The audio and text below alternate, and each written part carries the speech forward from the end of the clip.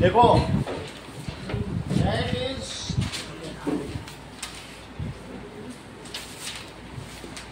Question 1।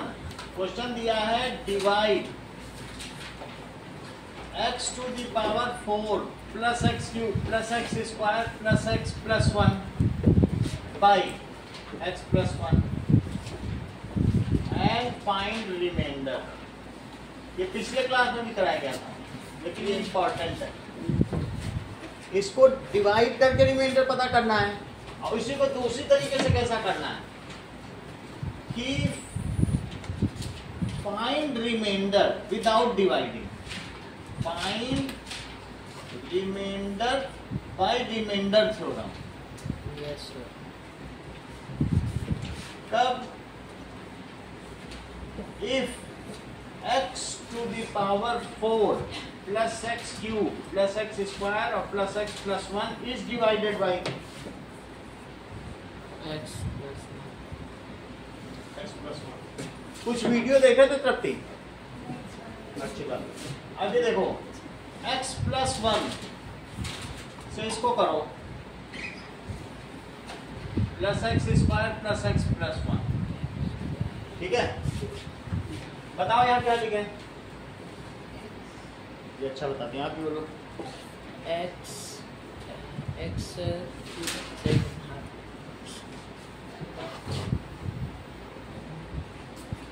कौशल उठा x cube. x cube से किया, क्योंकि क्यूब से करेंगे इसको मल्टीप्लाई करो तो क्या आएगा? x to the power 4। इसमें भी किया और इसमें भी किया, दोनों में करो तो x to the power 4 भी आएगा और क्या आएगा? x क्यूब भी आएगा। अब सब्ट्रैक्ट करो, कट गया? Yes sir. अब क्या आया? Plus x square plus x plus 1। Sachi अब क्या लिखें? रुक जाओ, बोलो। प्लस x मल्टीप्लाई करो x square plus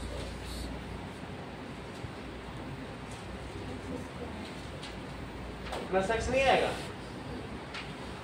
x square plus x subtract करिए तो क्या बचा?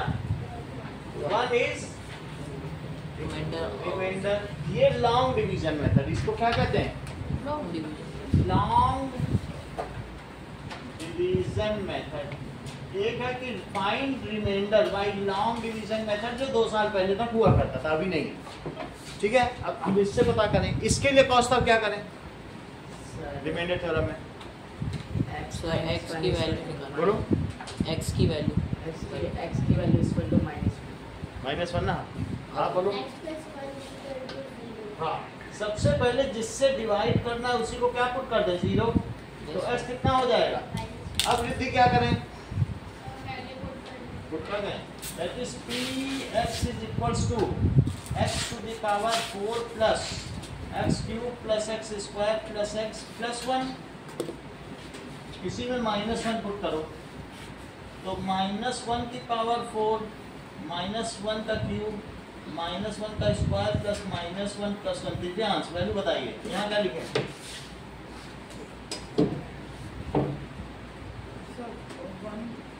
1 यहाँ,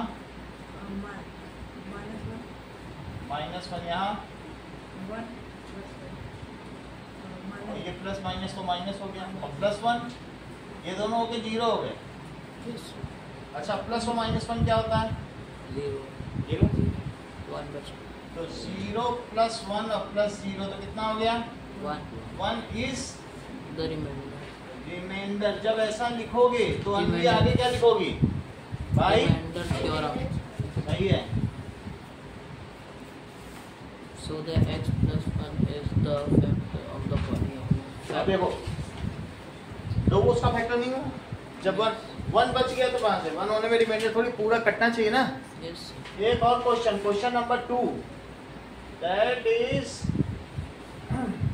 बाय लॉन्ग डिवीजन मेथड।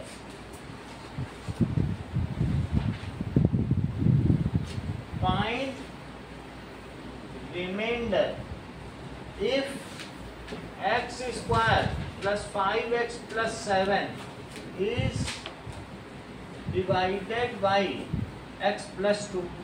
और इसी क्वेश्चन का बी पार्ट क्या है?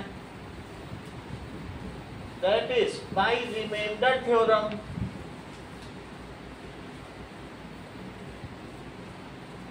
Find remainder in above question.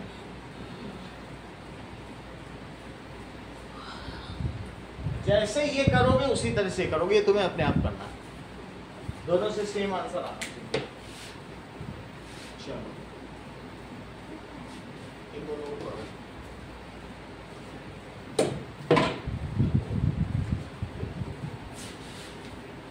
वैसे -2 डालोगे अनुष्का तो कितना रिमाइंडर बचा? जरा डाल के देखो तो कितना आया।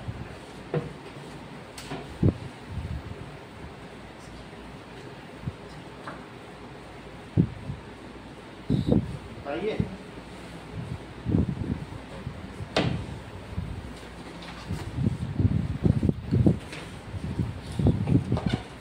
क्या 5 आ रहा है? चलो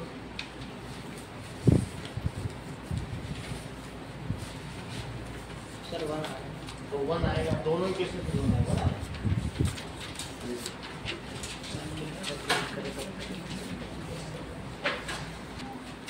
नाउ बाकी लोग जमा करें। सो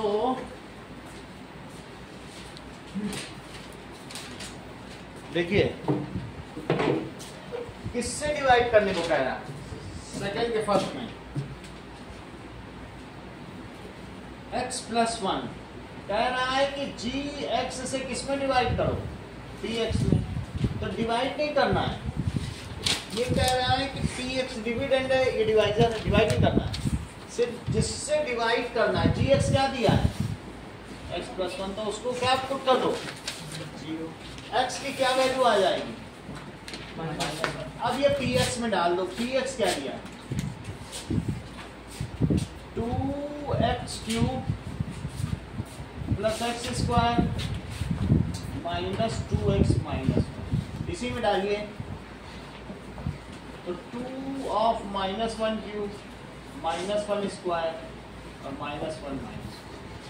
सही है। अब देखो कह रहा है ये पता करो, ये gx है, ये किसकी वैल्यू दी है बोलो? gx। तो साची ये कह रहा है ये पता करो कि gx px का फैक्टर है कि नहीं। तो ये वैसे ही होगा जैसे ये सब कर रही। अब अगर gx को px का फैक्टर बनना है तो क्या करना पड़ेगा? रिमाइंडर 0 होना पड़ेगा, बचना नहीं चाहिए कुछ, तभी तो फैक्टर होता है। मान लो जैसे 3 को 18 का फैक्टर होना है 50, तो ये तभी फैक्टर हो सकता है जब यहाँ कुछ बचे ना, तब बोल दो कि 3 फैक्टर बच जाए। जैसे 3 से तुमने 7 में दिया तो क्या 3 7 का फैक्टर हो जाएगा? बचने पे नहीं होता है, रिमाइंडर ना बचे तब होता है। सही है। चलो साची बताओ क्या क्या आएगा अंदर में ब्रैकेट में?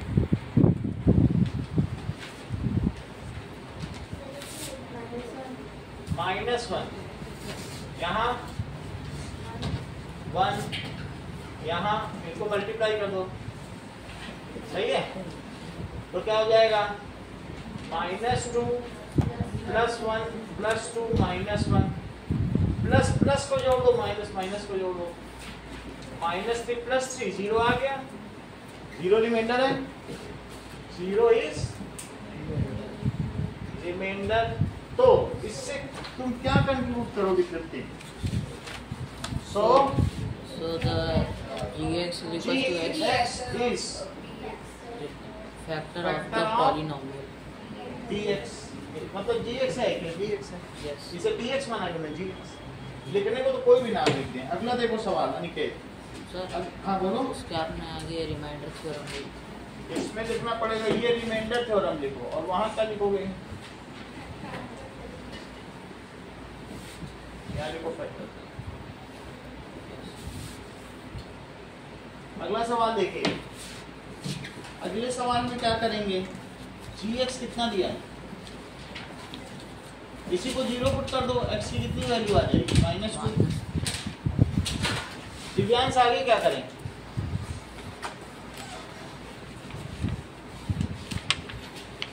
अभिनव बोलो। सर पहले पॉलिनोमियल x लिखेंगे वो, हाँ फिर उसके बाद पुट कर देंगे -2 को पुट कर देंगे। यही कल से कर रहे हैं। ये बोर्ड पे देखते नहीं ना, जब भी कितना कठिन लगती है, छोटी छोटी चीज कैसी लगती है। अभी भी यहाँ तक भी नहीं देखा होगा, नहीं तो बता दें। That is equals to x³ plus 3x²। अगला वाला पूछेंगे, देखें अगला बता पाते हैं। तो अब आगे क्या करना है विराम? सर वैल्यू पुट करेंगे। -2 पुट कर दें, यस सर। तो -2 का क्यूब और -2 का स्क्वायर और -2 + 1। बोलो अभी ना क्या क्या आएगा? -2 -2 का क्यूब करो ना, -8 -8। आगे बोलो माइनस -2 का स्क्वायर करो। माइनस क्यों बोल रहे हो? 12 -2 का स्क्वायर करो 4। -4 माइनस इंटू माइनस तो प्लस होता है, तो क्या लिखेंगे? +4 और 4 का 3 में मल्टीप्लाई करो, 12 ये कितना आएगा? -6 और +1। निगेटिव निगेटिव को जोड़ दो, 8 6 कितना होता है? -14। और पॉजिटिव पॉजिटिव को जोड़ो, +13 कितना आ गया? 1 कहाँ से आया? ये कैसे नहीं लगाओगे? -1 -1 इज रिमाइंडर। तो क्या कंक्लूड करते हो? सो gx is not factor of px। क्योंकि ये 0 नहीं है, Yes, sir. तो 0 नहीं है, तो फिर इसलिए gx dx is not factor of p px। नहीं है, इसलिए भी फैक्टर थ्योरम से, क्योंकि फैक्टर थ्योरम का क्लॉज फुलफिल नहीं कर रहा। तो it is remainder is not equal to 0, that is remainder theorem. ये जो पूरा प्रोसीजर है ना तृप्ति, यही रिमाइंडर थ्योरम है कि जिससे डिवाइड करना है उसको 0 रख के x की वैल्यू निकालो और वो वैल्यू उसमें डाल दो, जो आंसर है वो रिमाइंडर। इतना पूरा प्रोसेस रिमाइंडर थ्योरम का। ये हमें लॉन्ग डिवीजन से बचने का मौका देता है, इसलिए इसको रिमाइंडर थ्योरम कहते हैं। और रिमाइंडर 0 आ गया तो ये फैक्टर थ्योरम, फिर फैक्टर बन जाता है ना, यहाँ दिखाया कि नहीं? yes sir. लेकिन ये नहीं है, तो यहाँ लिख दो इट इज नॉट। अब थर्ड पार्ट, अगर तुम समझ गई होगी तो तुम थर्ड पार्ट बता दोगी।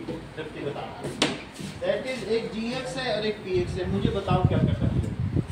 पहले x इक्वल टू हाँ x माइनस 3 ठीक है, तो थर्ड पार्ट में आप कहना चाहती हैं कि जो gx लिखा है x - 3 उसे 0 पुट कर दें। आगे बोलो, x इक्वल टू अब क्या करें? अब px इक्वल टू जो वैल्यू है उसमें x की जगह जो वैल्यू है वो लगती है। ध्यान दें, x³ - 4x² x³ - 4x² plus x plus plus x plus 6 अब बताइए क्या करें?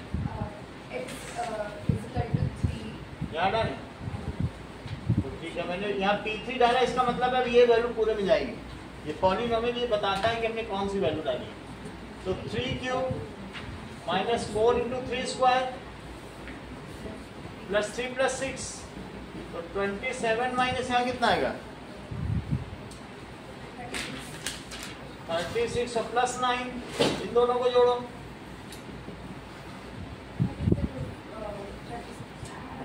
36 और -36। आगे कंक्लूड करो। so these अभी यहाँ पे तो कुछ लिखो। 0 is remainder 0 is, remainder bracket remainder 0 इसका मतलब है देश सुरक्षित आपका। so gx is factor of px is factor of peace. वो तो बात समझ में आ गई पूरी। और आगे क्या लिखोगी? फैक्टर। ये शेषफल प्रमेय, ये गुणनखंड प्रमेय, बहुत आसान। अब जरा देखो, तो ये 3 सवाल हैं। इसके बाद देखिए, पहले तो ये 3 क्वेश्चन करो, फिर इसके बाद अगला सवाल करो।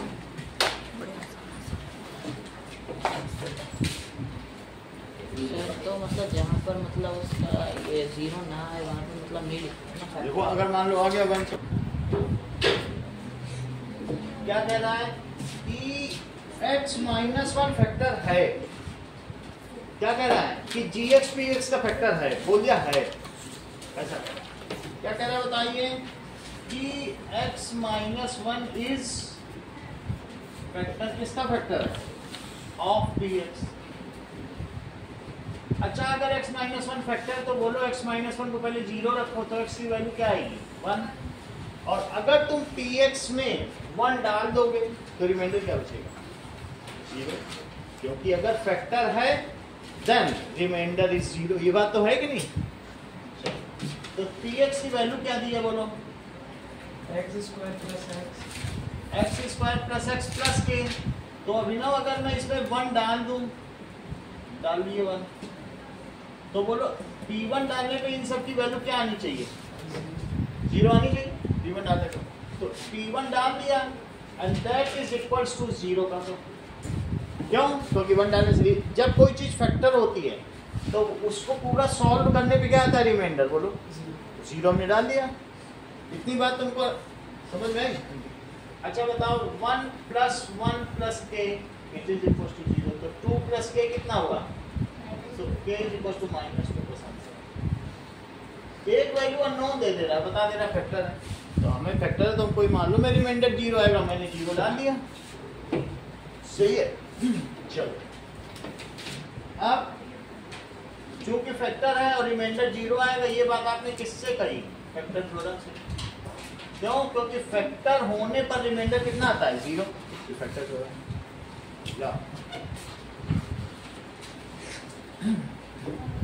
अगला सवाल देखो,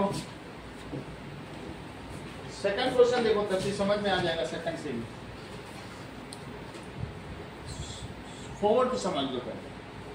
बोलो x माइनस 1 किसका फैक्टर है? px का। x minus 1 is factor of px। तो हमें क्या कर देना चाहिए? x माइनस 1 को 0 पुट करना चाहिए। तो x की वैल्यू क्या आएगी? 1। और ये px में डालो। px कितना दिया है? फोर्थ क्वेश्चन करो। ये x square minus 3 x plus के। तो अब मैं इसमें 1 डाल दूं तो क्या आएगा बोलो? इतनी बात समझ आई? 1 डाल दिया। अच्छा 1 डालने पर कोई भी चीज फैक्टर होती है तो उस पॉलिनोमियल में वैल्यू डालने पर रिमाइंडर कितना बचता है? बोलो 0। तो क्या होगा? इसका रिमाइंडर क्या हो जाएगा? 0 इज रिमाइंडर। ओके, ये बात समझ में आई?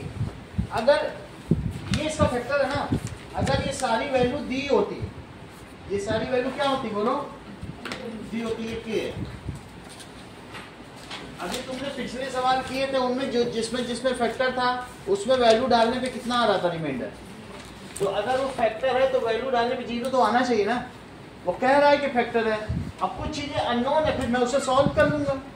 कुछ चीजें अननोन है, लेकिन अगर कोई चीज फैक्टर है और मैं उसको सॉल्व करके इसमें डालूं तो रिमाइंडर क्या आना चाहिए? सोल्यूशन के बाद 0 आना चाहिए। तो हमने 0 डाल दिया है और उसके बाद k के लिए सॉल्व कर लिया। यहाँ पर भी चूंकि ये फैक्टर है तो इससे वैल्यू निकाली है, इसमें डाल दी है और रिमाइंडर अपने मन से 0 लिख दिया है। क्योंकि जब फैक्टर है तो हमको मालूम है फैक्टर जो होते हैं उनसे डिवाइड करने के बाद, अभी 3 से 6 में किया था कि नहीं, 0 आता है। तो फैक्टर है तो हमको मालूम है फैक्टर तो भाई 0 आएगा। हमने वो वैल्यू भी डाल दी, 0 लिख भी दिया। लिख सकते हैं जब फैक्टर है। देखो लिखा कि नहीं 0 से। मैं अब के लिए सॉल्व कर लें तो क्या होगा बताओ? k माइनस 3 प्लस के इज इक्वल टू 0। तो बोलो 2k माइनस 3 कितना आ गया? 0। तो 2k कितना आ गया? तो k कितना आ गया? ये सवाल समझ में आया आरिश? ये भी आ गया। ये सेम ही चीजें हैं।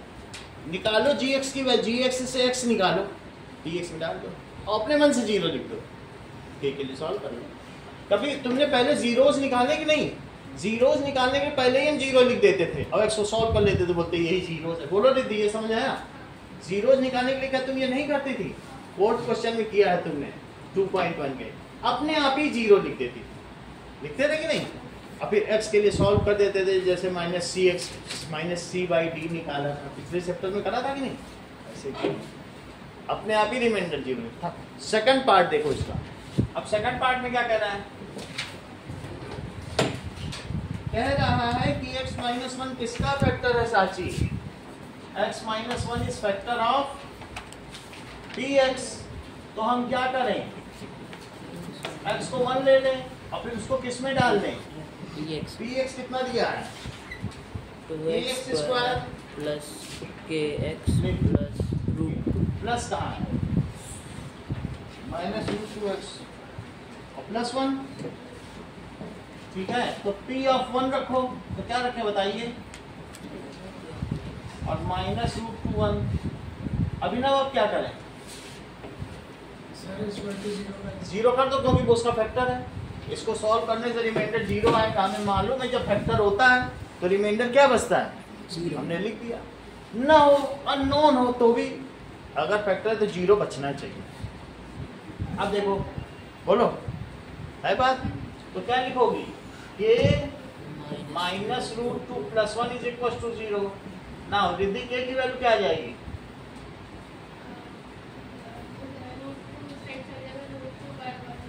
ये बहुत फोर्थ पार्ट देखो, सही तो सभी बताते, कभी कभी गलत भी बताया करो। दैट इज क्या है? अच्छा, हमने ये कौन सा करा दिया? ये थर्ड करा दिया क्या? अब सेकंड करो। x माइनस 1 क्या है? Factor of dx। तो अनिकेत क्या करेंगे? x माइनस 1 तो 0 पुट कर देंगे, तो x क्या आ जाएगा? 1। अब क्या करें? तो फिर px पहले dx में डाल दें, that is ax square plus root 2x plus 1 plus root 2। क्या लिखा है? सर ये लिखा हुआ 2x square plus kx plus 2x square plus kx plus root 2। अब क्या करें? सो p ब्रैकेट के अंदर 1 डाल दिया, तो 1 स्क्वायर प्लस k1 और प्लस रूट 2। अब क्या करें? इज इक्वल टू ऐसा डालने पे रिमाइंडर 0 आना चाहिए। भले ही हमको वैल्यू ना पता हो, लेकिन हमको ये पता है कि अगर कोई चीज़ किसी की फैक्टर होती है, हम शुरू से देखते आए, तो उससे डिवाइड करने पे बचता कुछ नहीं। जैसे 318 का फैक्टर कुछ बचेगा क्या? तो हमें मालूम है रिमाइंडर 0 आना चाहिए, हमने लिख दिया। अब उसके बाद k के लिए सॉल्व कर लेंगे। देखो 2 प्लस k प्लस रूट 2। तो बताइए तृतीय k की क्या वैल्यू आएगी?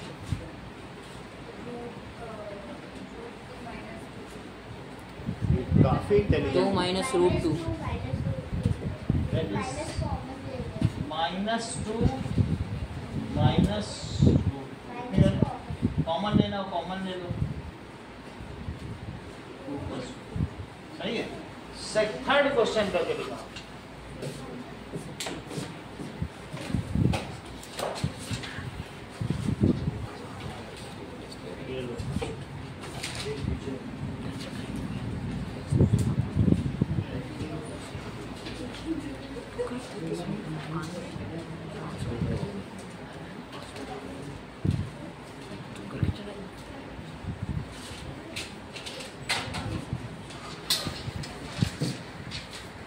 Square minus 7x plus 1,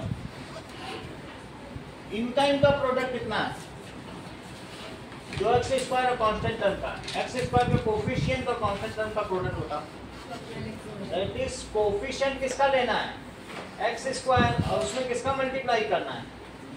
constant term. जरा इन दोनों का मल्टीप्लाई करो, तो 12 into 1 कितना आ जाएगा? 12। -7 के ऐसे दो टुकड़े करो जिनका प्रोडक्ट 12 है। ये ठीक कर रहे हैं। 12x स्क्वायर -3x और -4x। पहली बार देखो दिव्यांग ने कितना बड़ा काम किया। इन्होंने इन दोनों को मल्टीप्लाई करो, -3 और -4 को मल्टीप्लाई करो, -3 और -4 का मल्टीप्लाई, क्या इन दोनों के मल्टीप्लाई के बराबर आ रहा है? Yes sir. 12 आ गया। इसी को कहते हैं मिडिल टर्म की स्प्लिटिंग।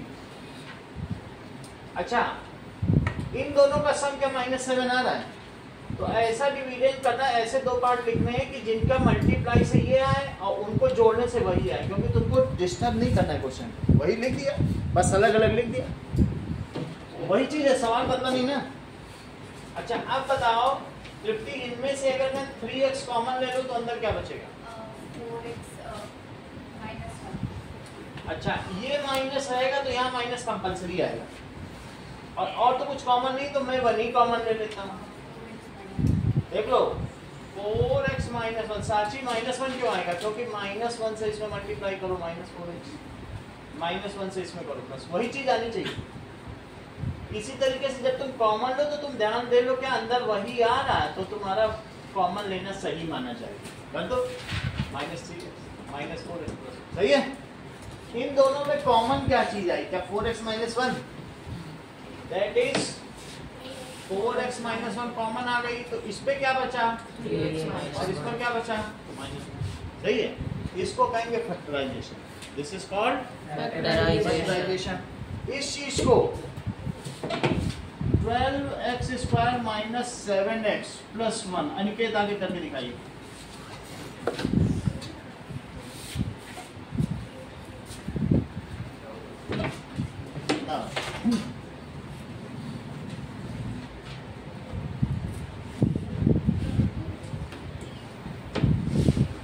अगला question, second question, 2x² + 7x + 3 है, इनका मल्टीप्लाई करो आरिश। 6 है, 2 × 3 का मल्टीप्लाई करो, 7x के ऐसे दो टुकड़े करो कि जिनका प्रोडक्ट 1 आ जाए, 6x + x। सही है। तो 2x² + 6x + x + 3, दिव्यांश देखो 6 × 1 से 7 आ गई, 6 × 1 6, देख लो 6 × 1 क्या है? 6, और जोड़ने पे 7 आएगा, उसी को ऐसा तोड़ दिया कि मल्टीप्लाई से ही आ गया, सही। तो क्या हुआ बोलो? देखो 7x के दो टुकड़े करो, फिर से समझो से, इनको यहाँ लिखा आपने, ऊपर भी यहाँ क्या लिखा बोलो? 12 लिखा, 12 के ऐसे दो टुकड़े कर दिए, कौन कौन से? -3 और -4, क्या इनको जोड़ने से बीच वाला आ रहा है? हाँ,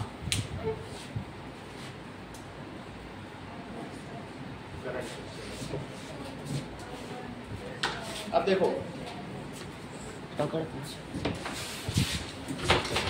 इस सवाल को देखो, ऐसा भी कर सकते हैं, ये देखिए एक बार श्रेया और समझो, इनको मल्टीप्लाई क्या 12 आया, 12 के ऐसे दो टुकड़े करो, ऐसे इसके ही दो टुकड़े कर दो जिससे बीच वाला -7 आता है। दो फैक्टर बताओ जिनको जोड़ने से -7 आया, -4 और -2। अब क्या उनका मल्टीप्लाई ये है? मल्टीप्लाई वही हो और जोड़ने से बीच वाला है, ठीक। That is 12x² - 4x - 3x + 1। इसमें कॉमन लो श्रेया,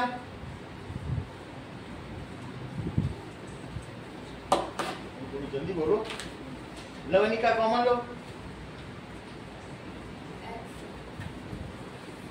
लिया करो कॉमन जब बोले। हाँ बोलो सचिन, 4x, जो आसान सवाल है वो तो किया ही करो, उसको क्यों छोड़ देते हो? आगे बोलो क्या कॉमन लेंगे?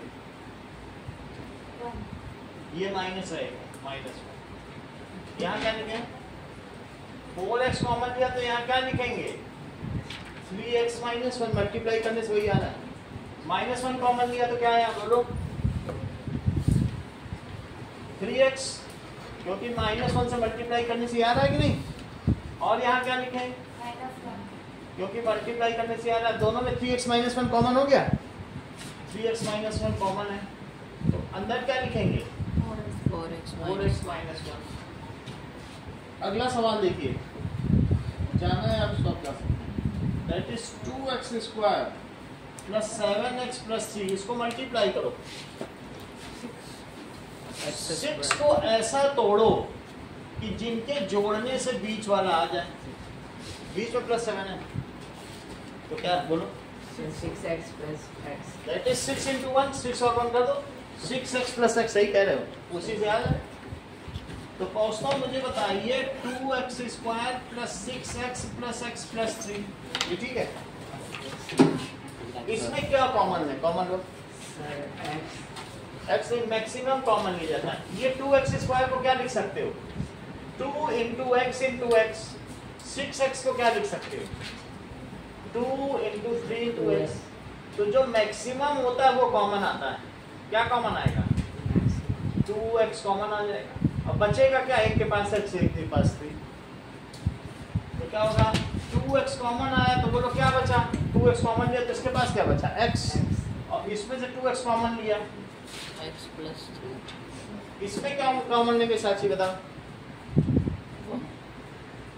अनिकेत +1 प्लस नहीं बोला करो, +1, और तो इसके पास कुछ नहीं है, x into 1, ये 3 into 1 है, 1 बाहर आ गया तो ये x बचा, और ये क्या बचा? 3, 1। x को क्या लिख सकते हो? 1 into x, जब कुछ भी कॉमन नहीं तो और क्या लिखोगे? 1 into 3, तो कॉमन क्या है? 1 आ गया, तो उसमें x लिख दो, उसमें मल्टीप्लाई करने से कुछ फर्क थोड़े ना पड़ेगा। अब दोनों में x plus 3 कॉमन लो, तो दोनों में कॉमन चीज आ गई तो अंदर क्या बचा? 2x. सही है? Minus. माइनस नहीं है, Plus. 2x ये वाला साइन है, ठीक है ना? ये डिस्ट्रीब्यूटिव लॉ है।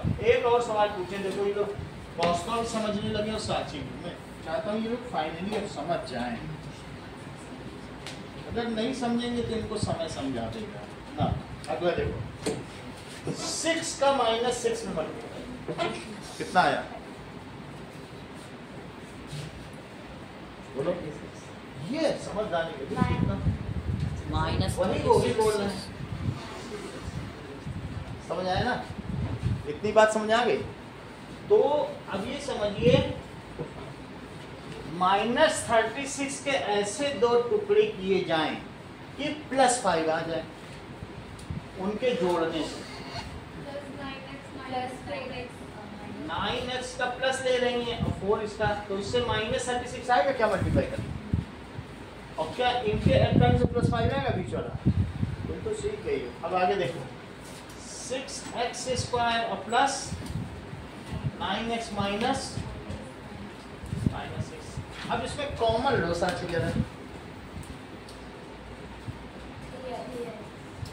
3x कॉमन लिया तो अंदर क्या बचा? 2x अच्छा बता दो, देखो बहुत अच्छी बात कही है। 6x स्क्वायर को क्या लिखेंगे? 2 into 3 into x into x। अब बोलो 9x को क्या लिखेंगे? 3 into 3 into x। जो मैक्सिमम हो वो कॉमन ले लो, ये दोनों में तो कॉमन आ गया, 3x कॉमन आ गया। अब बचा क्या ऊपर वाले? अगर तुम ऐसे ना समझो तो अभी तुमसे लॉन्ग डिवीजन मेथड कराया है, तुम सोचो ऐसे ही 3x में मैं किससे मल्टीप्लाई करूं कि 6x स्क्वायर, ऐसा सोचो, उससे भी तो काम बन जाता है।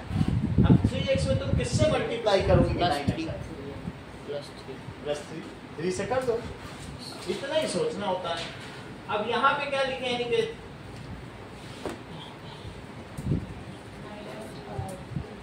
माइनस करो तो जानती हो, -2 ले लिया। बताओ ट्रिकी यहाँ क्या लिखे हैं? मल्टीप्लाई करने से यही आ जाए, 2x आ जाए। और यहाँ क्या लिखे? प्लस, क्योंकि ये -2 है उसे अपने आप निगेटिव बना देगा। अब दोनों में क्या कॉमन हो गया? 2x plus 3 इसे बाहर निकालो, फिर अंदर क्या आएगा? अब तुम्हें कुछ याद आया कि ये सब तुम 8 में सीख चुकी हो? यही तो सीखा था। अब देखो,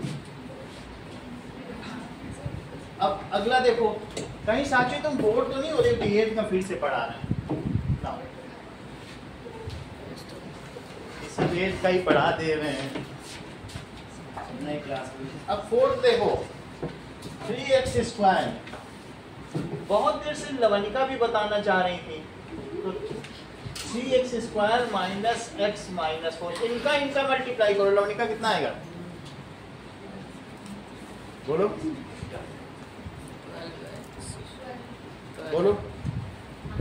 -1। अरे वाह, ये तो बहुत अच्छा है, यही लवनिका भी बोलने वाली थी, दैट इज -12। -12 के ऐसे दो टुकड़े करो जिनके जोड़ने से बीच वाला आता हो। -4x + 3x।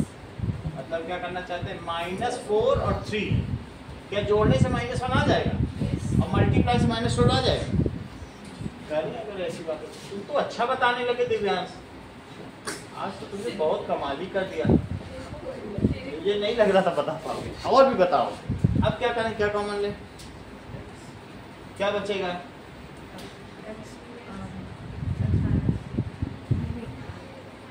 x 3x। अब कोई नहीं बताना, दिव्यांश बताएंगे। यहाँ क्या कॉमन है?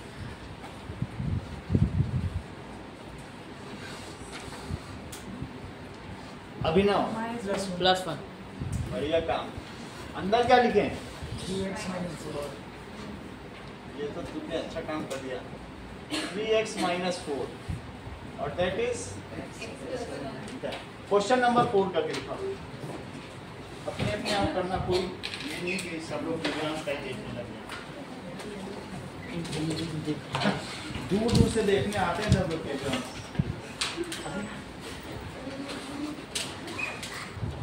चलो अब बोलो, क्या कॉमन है, बताएं, करो, बताओ कि सीख जाओगे। चुप रहने तो नहीं सीखो, 2x कॉमन लो, बोलो क्या बचेगा? किससे मल्टीप्लाई करने की याद है, बस वही बोलो।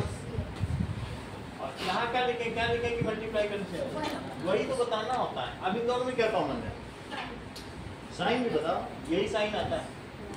5 कॉमन लिया, अब क्या लिखे कि मल्टीप्लाई से आ जाए, बताओ मत, उसी को बताने दो। अब क्या करें?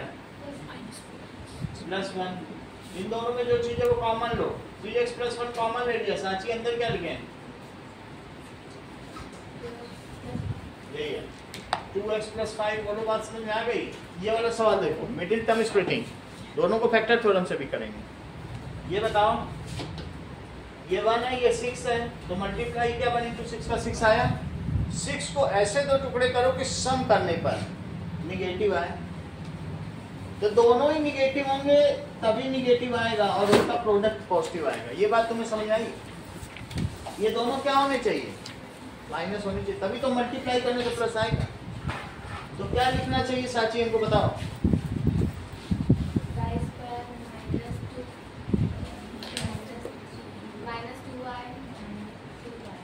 y² - 2y - 3y + 6, सही है।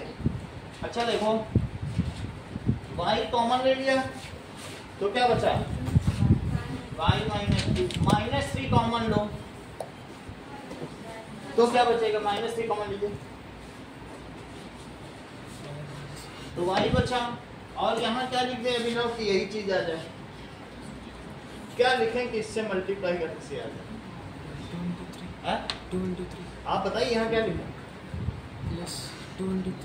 कुछ लोग कह रहे हैं -2 लिख दो तो मल्टीप्लाई कर दोगे +6 आएगा। क्या वो सही कह रहे हैं? यही चीज लिखनी होती है कि इससे मल्टीप्लाई करने से आ जाए। यहाँ ये लिखना होता है इससे मल्टीप्लाई करने से, यही करना होता है। तो y - 2 लिख लो और फिर क्या आएगा? y - 3। इसके ये दो फैक्टर हो गए।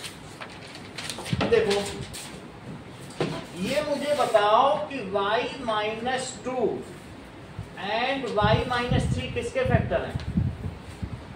Are factors of minus. तो इसे लिखेंगे कैसे? y² - 5x + 6 = y - 2 और y - 3। क्या इतनी बात समझ आ गई? अब जरा देखो, मैं इसमें क्या वैल्यू डाल दूं? ये सेम ही है, ये दोनों अलग नहीं है, बस मैंने अलग अलग करके लिख दिए। इसमें मैं y की क्या वैल्यू डालूं कि 0 बन जाए? वास्तव में जो ये तो यहीं से दिखने से 2 डाल दिया जाएगा, ये 0 हो जाएगा, सब 0 कर देंगे। यहाँ भी डालोगे तो भी आ जाएगा, लेकिन यहाँ अलग है तो ज्यादा आसान लग रहा है। अब कुछ लोग कह रहे हैं 3 डाल दो, 3 डाल दो। अगर 3 डालने से 0 आता है रिद्धि, तो इसका एक फैक्टर क्या हुआ, y माइनस 3। a डालने से 0 आएगा तो इसका फैक्टर क्या होगा, y माइनस a, क्योंकि a माइनस से 0 हो जाएगा। 2 डालने से 0 आएगा तो इसका फैक्टर क्या है, सही है। जो चीज डालने से 0 आए that is x minus a या y माइनस a, वो उसका फैक्टर। 2 डालने से आ रहा है, ये बात समझ आई। देखो 2 डालो 0 कर देगा कि नहीं, इतनी बात। अब तुम इसे किससे करना चाहते हो, ये किससे किया, इसको कहते हैं middle term splitting method. Middle term को तोड़ दिया, इसको क्या कहते हैं। लेकिन इससे आपका पूछा नहीं गया है, पूछा किससे गया है, तो अब देखो फैक्टर थ्योरम। अब मैं किससे करा रहा हूं, मिडिल टर्म स्प्लिटिंग मेथड, ठीक है। अब अगला देखो, ये मध्य पद विखंडन प्रमेय है। अब अगला देखिए, दैट इज गुणनखंड प्रमेय से करो फैक्टर थ्योरम। फैक्टर थ्योरम से कैसे करो, क्या अभी तक अनुष्का तुमको ये बात पता चल चुकी है कि इसके क्या क्या डालने से 0 आता है, ये तो पता चल गया। अगर 2 डालने से 0 आया तो क्या कह दोगे, इसका कौन फैक्टर है, y माइनस 3 डालने से 0 आया। लेकिन दिखाने के लिए कि हमें तो कुछ आता नहीं, हमें मालूम नहीं, 1 से शुरू कर दो। एक आध फालतू की चीजें डाली जाती है फैक्टर थ्योरम में, तुमको मालूम चल गया, लेकिन फिर भी क्या करो, एक ट्रायल मेथड होता है। तो py क्या है बताइए, y square minus 5y plus 6। अब p1 डालो, 1 डाल रहा हूं, अभी मैं पूरी बात समझा रहा हूं। 1 डालो तो क्या होगा, 1 स्क्वायर माइनस 5, ठीक है, तो क्या हो जाएगा 1 माइनस 5 प्लस 6, तो क्या हो जाएगा 1 माइनस माइनस 4 प्लस 6, तो 2 आ जाएगा which is not equal to 0। ऐसे ही मैंने 1 डाल दिया, इसको हिट एंड ट्रायल मेथड कहते हैं। क्या किया बोलो, अब 2 डालो, 2 डाला तो 2 स्क्वायर माइनस 5 इंटू 2 प्लस 6। ऐसे मैं ट्राई कर रहा हूँ, ऐसा ही किया जाता है। 2 डालने पे क्या हुआ बताओ, 4 माइनस 10 प्लस 6। 4 माइनस 10 क्या होता है, माइनस 6 प्लस 0 आ गया। तुम अपना दिमाग लगाओ तिप्ती कि 2 कैसे आया होगा, तुमने किससे डिवाइड किया होगा, तुमने किस में डिवाइड किया बोलो, प्लस 6। अभी थोड़ी देर पहले एक सवाल किया था, किसी ने किसी से डिवाइड किया होगा और 0 आ गया, तो बोलो किससे डिवाइड किया होगा। क्या तुमने y माइनस 2 से नहीं डिवाइड किया होगा, फिर तुमने y माइनस 2 को 0 रखा होगा, फिर y2 आया होगा, फिर पुट किया होगा। तुम्हें से पूछा गया था थोड़ी देर पहले। जब मैं कहूं कि 2 डाला है तो इसका मतलब है डिवाइड करने वाला gx y माइनस 2 था, तभी तो तुमने 2 डाला, तो उसमें y माइनस मतलब 2 और 2 रहेगा, फिर फैक्टर वो 2 फैक्टर हो जाएंगे। तो जब 2 डालने से 0 आ जाए, जैसे तुम पहले कह देते थे p1 डालने से 0 आता था, ये सेकंड सवाल है, तो तुम नहीं कह देते थे कि x माइनस 1 उसका फैक्टर है, तुम सोचते थे 1 आया कैसे होगा, जरूर x माइनस 1 रहा होगा, 0 किया होगा तो 1 आ गया। ऐसा दिमाग में आता है नहीं, भाई 1 क्यों डाला, क्योंकि x माइनस 1 से डिवाइड करना होगा, फिर x माइनस 1 को 0 रखा, तो 2 डालने से अगर तुम्हारा रिमाइंडर 0 आ रहा है, क्या तुम ये सोच पा रही हो कि x माइनस 2 से डिवाइड किया गया होगा या y माइनस 2 से, यही तो है, तभी तो 2 रखा है। तो क्या लिख दोगे इसके बाद, सीधा सीधा दैट इज। और वैसे भी अनुष्का फैक्टर थ्योरम क्या कहती है, if pa is 0 then x minus a is its factor, यही तो इसका सेकंड क्लॉज है। फैक्टर थ्योरम तो सबको पढ़ाई है। इफ pa is 0 then आपने भी बताई थी, इनाम भी मिला था, if pa is 0 then x minus a is its factor, if p2 is 0 then y minus 2 is its factor। बोलो सही है, ठीक। तो क्या लिखते हैं, दिस इंप्लाइज, एक फैक्टर तो पता चल गया, और तुमको ये बात मालूम है कि कोई क्वाड्रेटिक पॉलिनोमियल होता है तो 2 फैक्टर होते हैं, एक और होना चाहिए, और डबल ट्रायल करो, एक और ट्रायल करो। तो अब क्या ट्रायल करोगे बोलो, सर तो तुम्हें पता है कि उसके 2 और 3 है, मतलब 2 और 3 होगी कि y माइनस 2 माइनस 3 फैक्टर, तो फिर हमने 1 जो ये चीज अगर तुमने टीचर के सामने कर दी, ये लोग रफ में पीछे छिपा के करते हैं, और वहाँ पता कर लेते हैं, फिर बहाने से एक दो इधर उधर की वैल्यू करते हैं। फैक्टर थ्योरम लगाना ये तुम्हें नहीं करना होगा, मिडिल टर्म स्प्लिटिंग से लोग आसानी से निकाल लेते हैं, इसके फैक्टर पता चल जाते हैं, ये चीटिंग करते हैं सभी बच्चे, अपनी चुपचाप में दिखाते हैं हमें तो मैम पता नहीं था, मैं तो 1 2 3 डाल के देख रहा हूँ। समझ आई बात? ऐसा होता है। ये फिर फेयर में ना करना, नहीं तो पूरा कट जाएगा। सही है, तो ये चीज़ अगल बगल भी नहीं करना, ये मैम को नहीं दिखनी चाहिए। अगर कहें कि फैक्टर थ्योरम तो ये आसपास नहीं दिखना चाहिए, कहेंगे बच्चे ने निकाल लिया फिर रखा है, बहानेबाजी की है। तो तुमको हिट एंड ट्रायल करना है। बोलो बात समझ आ गई? और फिर उसके बाद F3 P3 रखो तो क्या हुआ बोलो, रखो इसमें -5 × 3 तो 15 माइनस 15 9 माइनस 15 + 6 तो इससे कितना आ जाएगा -6 + 6। अगर 0 रिमाइंडर बच रहा है तो बोलो if PA is 0 then what is its factor, y -3 है ना? ये उसका क्लॉज है नहीं थ्योरम का। Yes sir. तो क्या लिखोगे, this implies y -3 is factor. और बिल्कुल पॉम्प एंड शो गाजे बाजे के साथ लिख देना इट इज फैक्टर थ्योरम। समझ आई बात की नहीं? क्योंकि ये तो फैक्टर थ्योरम की अपीलिंग लाइन है। तो क्या लिख लोगे, आई फैक्टर थ्योरम। और यहाँ भी क्या लिखोगे, अब जबकि दो फैक्टर मिल चुके हैं और किसी भी ये बताओ क्वाड्रेटिक इक्वेशन के कितने फैक्टर होते हैं? 2 ही होते हैं। तो फिर अब क्या लिख दे बताओ, दैट इज py या y² - 5y + 6 = y - 2y। जब भी फैक्टर थ्योरम करके आएगा तो ये 3 नंबर का क्वेश्चन आएगा, और मिडिल टर्म स्प्लिटिंग आएगा तो 2 नंबर। सही है? पूरी बात समझिए, इसको नोट करो, ये इंपॉर्टेंट चीज़ है, इसे नोट करो। सर तो मतलब ये मतलब तब तक करना है जब तक 0 ना आ जाए। क्या ये जो फैक्टर थ्योरम मैंने बताया हिट एंड ट्रायल वाला, तो मतलब ऐसे करना, 2 0 आने चाहिए तो 2 फैक्टर नहीं जाएंगे। सही है? और जिसका हो चुका है वो इसको फैक्टर थ्योरम से करें।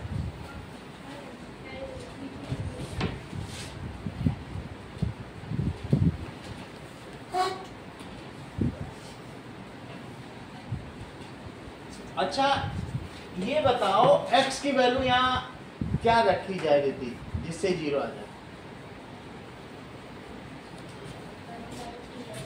-1/3 की 1/3 3 कट जाएगा, ये हो जाएगा। तो अगर तुम इसको ये px है और कोई आपसे कहे कि जरा इसमें -1/3 रखो तो क्या 0 आ जाएगा? इसे 0 बना देगा। एक और क्या रखोगे, -5/2। क्या तुम्हारे दिमाग में इतनी बात आ पाएगी? कोई पूरी जिंदगी करते रहेगा तब भी ये नंबर नहीं आएंगे। फैक्टर थ्योरम सोचो कितनी कठिन है। अगर तुमसे कहा जाए फैक्टर थ्योरम लगाओ, कभी तो सोचोगी? आदमी 1 रखेगा, 2 रखेगा, -1 -2 छोड़ देगा, नहीं आएगा ज़्यादा, ये रखेगा कभी? तो इसलिए हिट एंड ट्रायल कितना कठिन है, इसीलिए मिडिल टर्म स्प्लिटिंग है। सही है? अदरवाइज आ तो जाएगा, एक भी 0 बनेगा तो हो जाएगा। अनुष्का ये बात तुम्हें समझ आई ना? ये कैसे कोई इतना सोच पाएगा? क्या तो नहीं सोच सकता है ना? इतना सोच पाओगे तुम? 1 2 तो कोई रख ले, अभी ये तुमने कर रखा है पीछे वाला तो तुम सोच पा रहे हो, लेकिन ऐसे तो कोई और थोड़ा सा बढ़ता जाए, कॉम्प्लेक्स होता जाए तो तुम कहाँ सोच पाओगे? So factor theorem is a tedious job, it is not easy, it is a flu.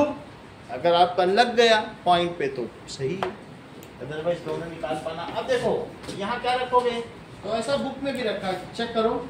So it is factor, that's why we are living. ऐसा पूछा कोई नहीं जाएगा, बस इतनी बात है। सही है? इतना ही रखो।